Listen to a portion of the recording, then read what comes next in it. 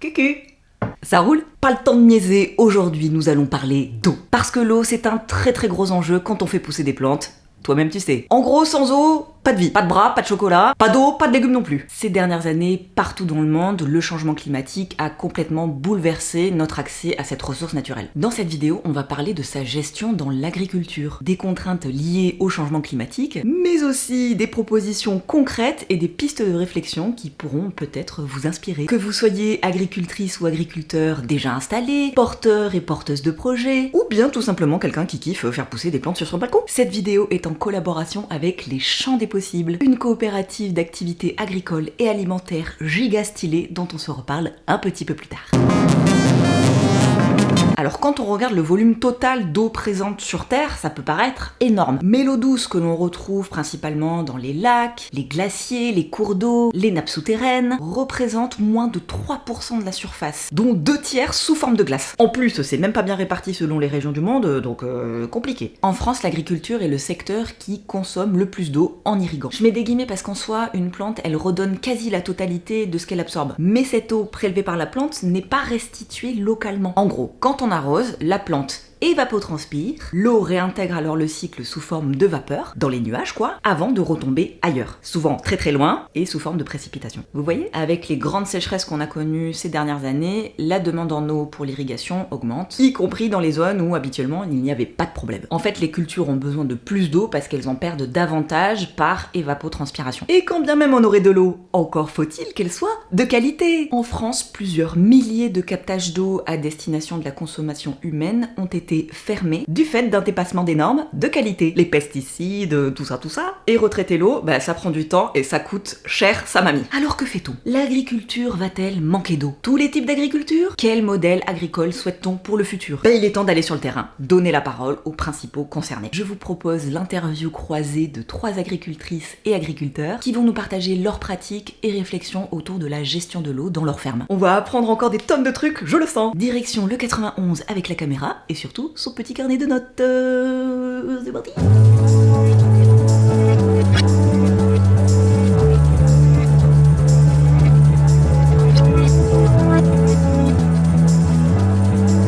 Coucou Anne-Fleur. Coucou Félix. Ça fait 3 fois qu'on la refait parce qu'il y a des avions qui passent. On te connaît sur cette chaîne, mais pour les nouveaux arrivants, qui es-tu et où sommes-nous? Alors nous sommes sur la ferme du Pas de Côté. C'est une ferme collective qui fournit à la fois des AMAP, il y a 3 personnes et demie qui fournissent des AMAP et 2 personnes qui fournissent les marchés. Voilà, moi je suis dans la team marché parce que j'adore faire des blagues au marché. Qui je suis? Je suis maraîchère et je cultive à peu près 40 légumes différents toute l'année. Du coup oui, la question de l'eau elle est cruciale, mais il y a énormément d'autres choses qui sont cruciales.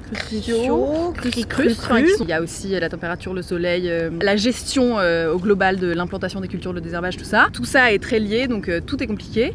Et il se trouve que sur cette ferme, on a beaucoup de chance parce que la contrainte en eau n'est pas très forte. On a un forage qui alimente un bassin, qui permet d'avoir de l'eau tout le temps. Et en plus, pour l'instant, on n'a pas été trop concerné par les restrictions. On peut irriguer facilement. Le petit problème, c'est qu'on a un sol très sableux. On est sur le nord des sables de Fontainebleau. Et du coup, c'est un sol très filtrant, donc l'eau reste pas. Alors, est-ce que tu as des techniques particulières mises en place justement pour utiliser l'eau? Alors il y a plusieurs choses, il y a comment on met l'eau dans le sol et ensuite comment on la garde là. On utilise beaucoup de paillage, que ce soit du paillage naturel comme du foin ou du fumier frais ou des paillages en toile tissée ou des paillages en toile complètement étanches, pour les courges notamment, ça permet de vraiment bien garder l'humidité en dessous. Comment on apporte de l'eau dans le sol?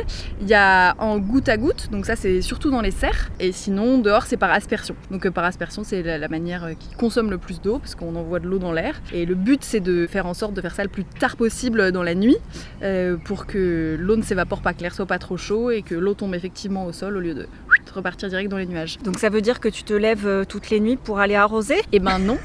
Alors il y a des maraîchers qui font ça, hein, parce qu'il faut se lever pour allumer et pour éteindre en général. C'est vraiment très très relou, big up à eux. Nous on a la chance d'avoir depuis cette année une minuterie sur notre arrosage. Donc en fait quand on lance l'arrosage, on peut dire ça va arroser 3 heures. C'est pas l'idéal parce qu'on arrose en aspersion, mais on n'a pas d'autre solution pour l'instant. Ce qui est sûr, c'est qu'on voit bien l'impact des canicules sur les plantes. Par exemple, ça fait mûrir les tomates très fort. Ça fait aussi avorter les fleurs de certains légumes comme les tomates et les aubergines. J'ai commencé à apprendre le maraîchage à Menton sur la Méditerranée, donc c'est un espèce de le four solaire finalement. C'est la montagne qui tombe dans la mer sur la Méditerranée. Du coup, la température monte très vite. Et il y avait des maladies ou des ravageurs que j'ai découverts là-bas. Que maintenant je retrouve ici, alors qu'avant on les retrouvait pas ici, notamment les araignées rouges qui sont en fait des acariens.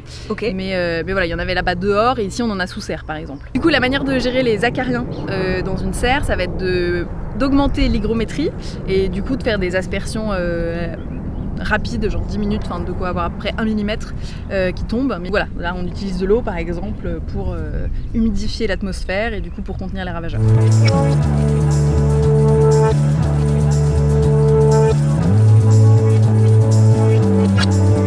Salut Aline. Salut. Ici, on est en Nord-Essonne, on est à Gommetz-le-Châtel, sur une ferme qui s'appelle l'Enraciné et j'y produis des plantes aromatiques et des plantes à tisane. Ok, les PPAM pour les intimes.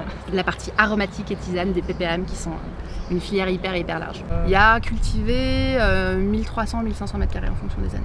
Et le temps de travail là sur le terrain, ça représente à peu près un tiers de mon temps de travail. En fait, sur ce type de produit, il y a beaucoup de travail à l'atelier, de l'effeuillage en frais, du tri de plantes en sec. Toi, ici, comment tu gères ta ressource? Déjà, je suis sur un système qui est un peu particulier, je suis sur l'eau de ville, parce que avoir un forage sur mon type de production, avec les types de besoins en eau que j'ai et même les chiffres d'affaires que je fais, c'est irrentabilisable. Mais je consomme en gros, je vais pas vous noyer avec des chiffres, donc l'idée c'est plutôt faire un équivalent, ce que consomme un ménage, une famille de 4 personnes à l'année. Donc je m'attendais à plus. Pas énormément, non, c'est pas énormément. D'abord parce que j'arrose peu, j'essaye vraiment de donner le strict minimum. La plupart en fait des PAM n'ont pas forcément besoin d'énormément d'eau, en tout cas toutes les méditerranéennes. Et après il y a certaines plantes où on n'a pas trop le choix, toutes les plantes à fleurs, il faut quand même qu'elles aient de l'humidité pour pouvoir faire des fleurs d'un calibre suffisant, ne serait-ce que pour que quand on récolte, on ait une fleur qui vaille le coup d'être récoltée et pas des toutes petites choses, peut-être très concentrées, mais comme de toute façon nous on retire l'eau, on s'en fiche de la concentration initiale. J'ai quelques cultures qui sont bâchées. Au départ, c'était essentiellement pour des enjeux de désherbage. Et en fait, c'est aussi de plus en plus pour des enjeux de préservation de l'humidité. Donc je m'étais beaucoup dit plus ça ira et moins je bâcherai. Et en fait, plus ça va et plus je bâche. Ce qui est le plus révélateur, c'est que quand je suis arrivée ici, il y a une mare de ruissellement à l'entrée du terrain qui est en fait une mare qui a été créée par le propriétaire, mais qui récolte juste les eaux de pluie. Et la première saison, elle a débordé. Il y en avait plein la rue et j'étais genre j'ai une ressource géniale, je vais pouvoir taper là-dedans, donc j'ai acheté une pompe, j'ai mis en place un tuyau pour pouvoir taper dedans, etc. Mais en fait, elle a plus jamais été pleine. En fait, il pleut plus du tout de la même façon déjà, on le sent vraiment massivement. Il a beaucoup plu là en début de saison, mais en fait c'était plus du tout pratique. C'est-à-dire que c'était trop tard pour recharger les nappes, c'était pile au moment où nous on voulait implanter, on voulait travailler le sol et on ne pouvait pas. Ça fait effectivement bouger pas mal de choses, là plus ça va, et puis je me dis qu'il y a des implantations que je vais faire à l'automne, parce qu'au printemps je ne peux pas rentrer dans mon terrain alors que je travaille de façon non mécanisée, mais même comme ça, je peux pas travailler. Là, je vois qu'on est quand même entouré de bosquets, d'arbres. Est-ce que tu sens vraiment que ça peut jouer sur la rétention des eaux? Alors moi, j'ai eu la chance de récupérer ce terrain qui est du coup un ancien verger, mais donc qui a été arraché. Et j'ai décidé de garder toute la biodiversité sur place, donc notamment ce beau prunier, le prunier énorme sous lequel on est. C'est pas du tout pratique, hein, de fait, ça fait que j'ai mes planches de culture qui sont un peu en train de se caler entre l'aubépine là-bas, le pommier ici, le prunier, parce que je voulais vraiment les laisser en place. Ce qui me semble évident, c'est que si j'avais tout à raser, comme ça m'a été conseillé, donc tout labourer, mettre un engrais vert et pouvoir partir derrière, ça aurait été probablement plus intéressant d'un point de vue désherbage pour moi. Mais par contre, c'est sûr que aussi bien en termes de biodiversité, du coup tout ce qui est lutte contre les parasites, etc. d'un côté, mais même évidemment en termes de retenue d'eau, on ne serait pas du tout dans les mêmes conditions. Pareil, au départ je m'étais dit je vais garder mes passe-pieds très peu enherbés, et plus ça va, plus en fait je laisse même mes cultures s'enherber. Alors sur des cultures qui sont déjà implantées, qu'on s'entende bien, sur des cultures de première année je leur fais pas ça, mais sur des cultures qui sont déjà implantées, une grosse spécificité de mon métier, c'est que j'ai beaucoup de pérennes en fait. Et du coup je passe pas d'eau dessus, je passe pas de temps de travail en désherbage. C'est probable que j'ai des moins bons rendements que si je mettais de l'eau, mais en fait tout mis bout à bout, entre le prix de l'eau, mon temps de travail, etc., finalement tu t'y retrouves. Je me retrouve.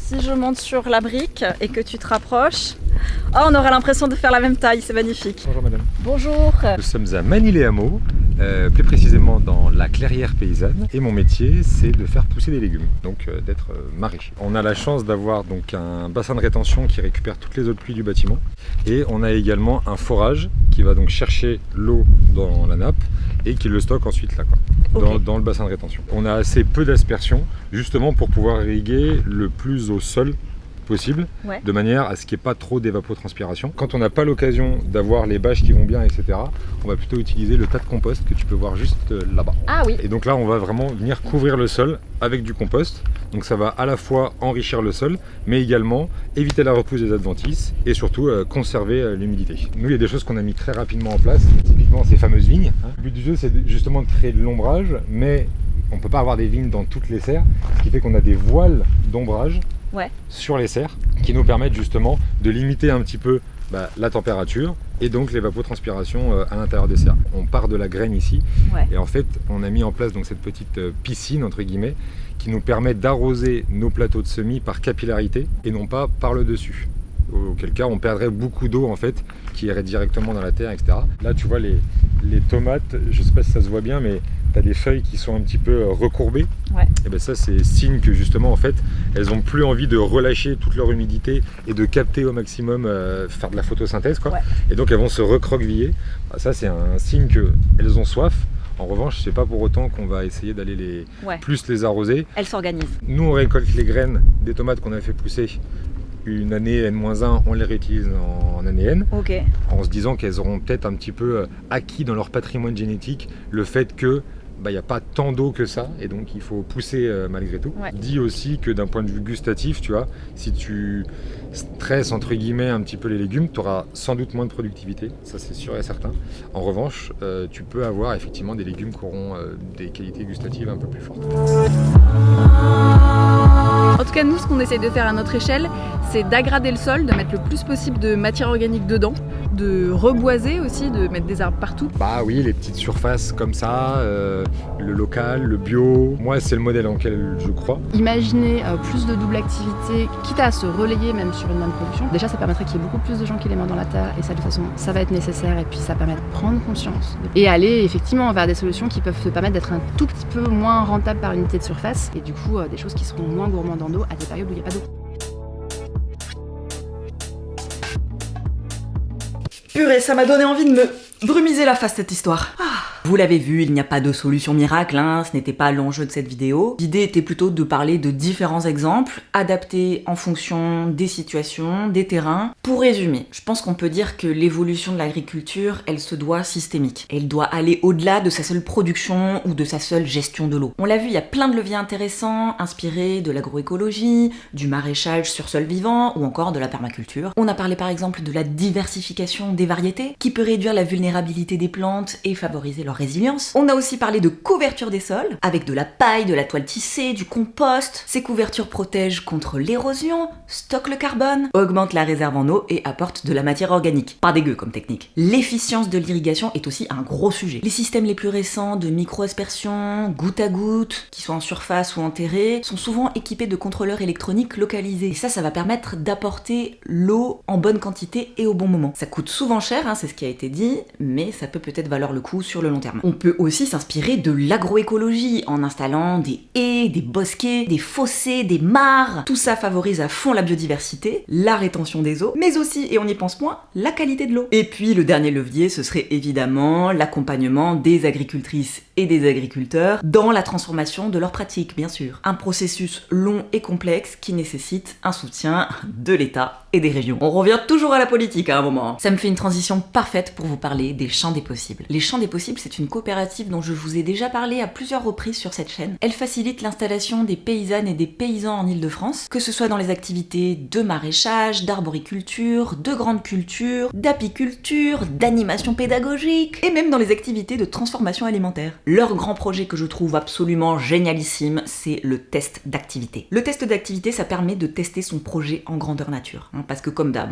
ce qu'on a sur le papier vs la réalité, c'est souvent pas la même chose. La porteuse ou le porteur de projet va pouvoir vérifier ses compétences et prendre le temps de se former. Il va pouvoir évaluer la faisabilité technique et économique de son projet et puis développer son réseau en vue de son installation. Ça aussi, le réseau, c'est très important. Alors, si vous avez envie de vous lancer dans l'agriculture et que vous avez besoin d'être accompagné, je vous recommande très chaleureusement Les Champs des Possibles, qui est vraiment une structure comme ça. Pour cette vidéo, je me suis aussi beaucoup documentée sur le site de l'INRAE, qui a réalisé un dossier très complet sur ce sujet de l'eau dans l'agriculture. Je vous le mets dans la barre d'infos avec, toujours pareil, plein d'autres ressources. N'hésitez pas non plus à consulter les agences de l'eau de votre région. Ce sont des établissements publics dont la mission est de gérer et préserver nos ressources en eau. J'ai envie de dire pour conclure que l'agriculture est certes une grande consommatrice d'eau, mais aussi l'une des grandes solutions pour limiter le changement climatique. Et ça, c'est forcément à condition de l'orienter vers des pratiques adaptées. Vous voyez comme j'oriente ?